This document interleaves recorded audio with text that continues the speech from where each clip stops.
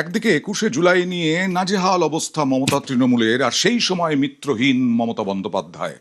মদন মিত্র হাত ছাড়লেন মমতা বন্দ্যোপাধ্যায়ের এবং ঋতব্রত বন্দ্যোপাধ্যায়দের সঙ্গে মদন মিত্র যোগ দিলেন নব তৃণমূলে। আজকেই বিধানসভায় গেলেন, বিধানসভায় নিজে গাড়ি চালিয়ে গেলেন।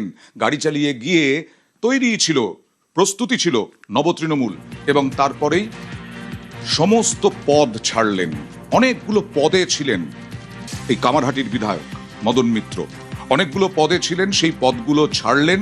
অভিষেকের বিরুদ্ধে এক রাশ অভিযোগ, বিস্ফোরক মদন মিত্র। মমতা বন্দ্যোপাধ্যায়কেও কাজ করতে দিতেন না অভিষেক বন্দ্যোপাধ্যায়, এমনটাই বললেন। অভিষেকের বিরুদ্ধে কিছু বললে বাড়িতে পুলিশ যেত, এমনটাও বললেন। এবং অভিষেক কখনো তৃণমূলের মুখ হতে পারেন না বললেন মদন মিত্র।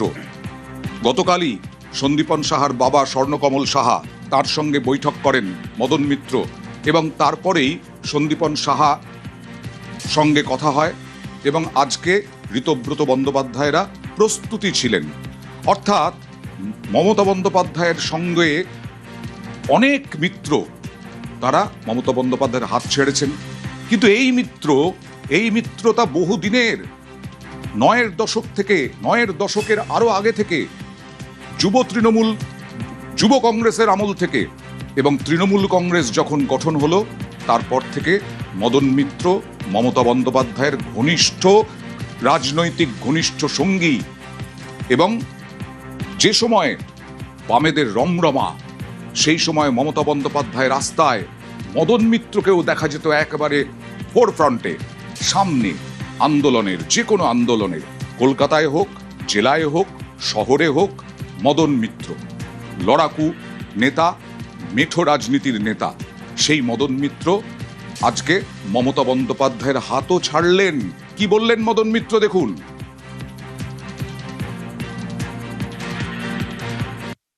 আমি মমতা বন্দ্যোপাধ্যায়ের তাকে সম্মান জানিয়ে, তাকে ধন্যবাদ জানিয়ে, এবং দীর্ঘদিন তিনি আমাদের পাশে থেকেছেন, আমরাও চেষ্টা করেছি কম বেশি করার। আজ এই মুহূর্ত থেকে মমতা বন্দ্যোপাধ্যায় তৃণমূল কংগ্রেসের national committee, chief whip, working committee, party general secretary থেকে শুরু করে সমস্ত রকম পদ থেকে আমি ইস্তফা দিলাম। আমি তৃণমূলে ছিলাম, তৃণমূলেই রইলাম, শুধু আমি এই ঘর থেকে ওই ঘরে গেলাম। তৃণমূলেই থাকলেন, কিন্তু মমতা বন্দ্যোপাধ্যায়ের ঘরে থাকলেন না, ঋতব্রতদের ঘরে গেলেন। এবং অভিষেক বন্দ্যোপাধ্যায়ের বিরুদ্ধে বহু অভিযোগ। অ্যাকচুয়ালি মমতা বন্দ্যোপাধ্যায়ের যে জায়গাটা, সেটা যত দিন যাচ্ছিল ছোট হয়ে আসছিল। আর মিত্রহীন নয়, আমি মমতা বন্দ্যোপাধ্যায়ের কাছেও আজকেও আমার হোয়াটসঅ্যাপে সরি চেয়েছি, অ্যাপোলজি চেয়েছি। কিন্তু আমার ব্রিদিং প্রবলেম, আমি নিঃশ্বাস নিতে পারছি না, কাজ করতে পারছি না। কি করব?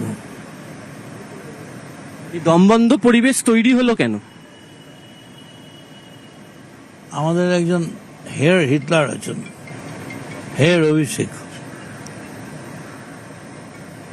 হিটলার তো চলে গেছিল মেরি এভা ব্রাউনকে নিয়ে, সবটা ছেড়ে দিয়ে। অভিষেকের কথায়, অভিষেকের সব কিছুতে, সব ব্যাপারে অভিষেকের চলতে হবে, না হলে দেখে নেব। অভিষেক বন্দ্যোপাধ্যায় যে এই ধরনের আচরণ করতেন, এটা মমতা বন্দ্যোপাধ্যায় জানতেন না বা আপনারা জানাননি? কারা কারা ভেতরে আছে খবর নিন, তাহলেই জানতে পারবেন। আপনাদের তো অ্যাক্সেস ছিল মমতা বন্দ্যোপাধ্যায়ের কাছে।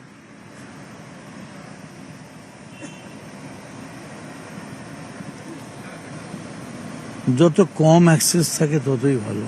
কেন বলছেন? অ্যাকচুয়ালি সব গার্জেনরাই হচ্ছে গান্ধারী অথবা ধৃতরাষ্ট্র। মানে মমতা বন্দ্যোপাধ্যায় গান্ধারী? সবাই, যারাই পিতামহ বা পিতা বা প্রপিতামহ হয়, তারা সব ওই গান্ধারী অথবা ধৃতরাষ্ট্র হয়। সামনে 21শে জুলাই আসছে, কোন শিবিরে থাকবেন?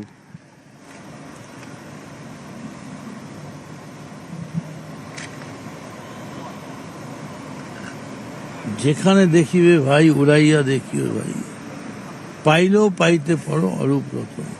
ঘুরবো সবটা খুঁজতে খুঁজতে কোনটায় দেখবো কখন পরশ পাথর হয়ে গেছে। তবে হাইকোর্টকে বাঁচিয়ে দিয়েছে। কেন কেন? 2,500 লোক বিড়লা প্ল্যানেটোরিয়ামে, অত বাদাম টাদাম বিক্রি করে আমি 2,500 লোক হয়। মমতা বন্দ্যোপাধ্যায় 2,500 লোক আনতে পারবেন না? তার বেশি আনবে কি করে? বারণ করে দিয়েছে তো। 2,500 আনতেও কষ্ট হবে। হাইকোর্ট বারণ না করলে 2.5 লাখ নিয়ে আসতো। খালি দেখতে দিলে না তোমরা পাওয়ারটা। অভিষেক একাই 2.5 লাখ নিয়ে আসতো। আপনি এটা সরি লিখেছেন, এটা কাকে? পৃথিবী শুদ্ধ সবাইকে, এবং অবশ্যই মমতা বন্দ্যোপাধ্যায়কে। মমতা বন্দ্যোপাধ্যায় আমার নেত্রী ছিলেন, আছেন, থাকবেন। কিন্তু আমার দুঃখ, আমার নেত্রীকে আমি বোঝাতে পারলাম না যে সহকর্মীকে সঙ্গে পেতে গেলে কিভাবে চলতে হয়। শেষ প্রশ্ন সেটা হচ্ছে, বর্তমান মুখ্যমন্ত্রী তিনি একটা সময় আপনার রাজনৈতিক সহকর্মী ছিল এবং তার পরিবারের সাথেও আপনার ভালো সম্পর্ক। আজকের এই যে আপনার এই শিবির বদল, তারপরে কি মনে হয় সেই সম্পর্কের জায়গাটা আরো সহজতর হবে? দেখো, 294 আর 1, আমি একটা এমএলএ, ও 294 এমএলএ। এটা ওর ব্যাপার না। It is his desire.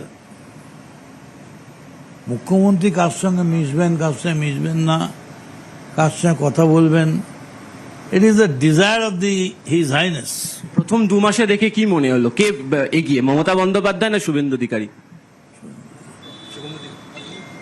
আমার এই যে ঋতব্রত বন্দ্যোপাধ্যায় শিবির যেভাবে কাজ করছে, তাতে আপনার ভূমিকা কি হবে? যা দায়িত্ব দেবে সেই কাজ করব। मदन दा, बहुत दिनों से ममता दीदी के साथ जुड़े हुए हैं, क्यों आज ये डिसीजन लेना पड़ा? ये डिसीजन लेने से दूसरा कोई रास्ता नहीं था, क्योंकि अभिषेक को छोड़ के वो किसी को नहीं जानते। और ये जो अब डिसीजन लिया है उसके बारे में आप ममता बनर्जी को बताया थे, समझाया था, लेकिन वो कुछ नहीं माना। और ये हाल क्यों हुआ, अभिषेक के लिए या आईपैक के लिए? अभिषेक के लिए, आईपैक के लिए, और हाल और भी बुरा होगा। আমরা কথা বলছিলাম মদন মিত্রের সাথে। তিনি কালীঘাটপন্থী তৃণমূল কংগ্রেস শিবিরের অন্যতম নেতা ছিলেন, তবে তিনি সেই দায়িত্ব থেকে তিনি অব্যাহতি নিয়েছেন এবং তিনি ঋতব্রত বন্দ্যোপাধ্যায় শিবিরের হয়ে তার যাবতীয় কাজকর্ম সামলাবেন। এবং একই সঙ্গে তার বক্তব্য, মমতা বন্দ্যোপাধ্যায় কার্যত গান্ধারীর মতো আচরণ করেছেন, অর্থাৎ সবকিছু দেখেও কার্যত চুপ করে থেকেছেন। ক্যামেরায় অসিত দাসের সাথে আবির ঘোষাল, নিউজ 18 বাংলা, কলকাতা। নিউজ 18